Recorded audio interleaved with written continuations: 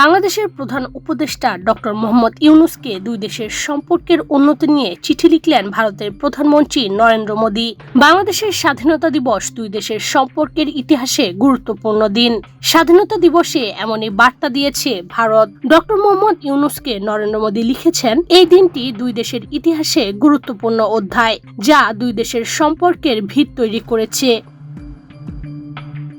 শুধু তাই নয়, মোদী লিখেছেন, বাংলাদেশের মুক্তিযুদ্ধ দুই দেশের সম্পর্কের দীর্ঘ রাস্তা সূচিত করেছে।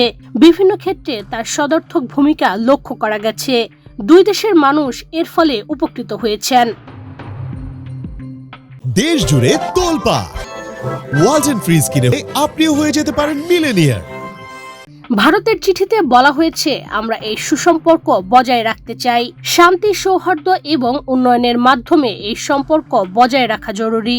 দুই দেশের অনুভূতি এবং স্বার্থ অক্ষুণ্ণ রেখে এই সম্পর্ক বজায় রাখা গুরুত্বপূর্ণ। বর্তমান পরিস্থিতিতে নরেন্দ্র মোদীর এই বার্তা দুই দেশের সম্পর্কের ক্ষেত্রে অত্যন্ত গুরুত্বপূর্ণ বলে মনে করছে কূটনৈতিক মহল। বস্তুত কেবল মোদী নন, এদিন বাংলাদেশকে শুভেচ্ছা বার্তা পাঠিয়েছেন ভারতের রাষ্ট্রপতি দ্রৌপদী মুর্মুও।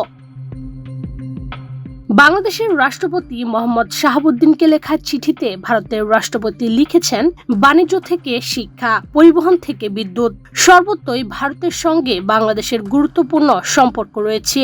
দুই দেশের মানুষের মধ্যে সাংস্কৃতিক আদান প্রদানও আছে।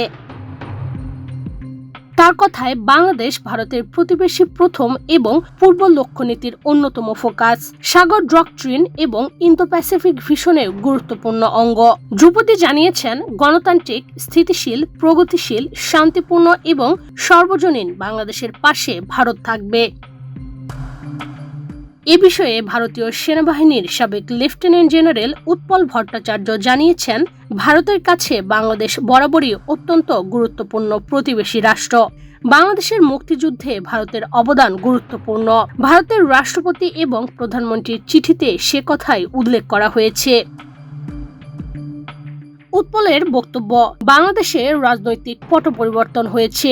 বেশ কিছু বিষয় নিয়ে দুই দেশের মধ্যে টানাপোড়েনও দেখা গেছে, কিন্তু সার্বিকভাবে বাংলাদেশ নিয়ে ভারতের অবস্থান কি তা এই দুই বার্তায় স্পষ্ট হয়েছে। বাংলাদেশ এর উত্তর কি দেয় তার উপর আগামী দিনের কূটনৈতিক সম্পর্ক অনেকটাই নির্ভর করবে। এদিকে এদিন ভারত বাংলাদেশ সীমান্তে উৎসবমুখর পরিবেশ দেখা গেছে। হিলি সীমান্তে বিজিবি বিএসএফ কে মিষ্টি বিতরণ করেছে। বিএসএফ বিজিবিকে ফুল দিয়ে অভিনন্দন জানিয়েছে। ইশরাত চৈতি, বাংলাদেশ প্রতিদিন।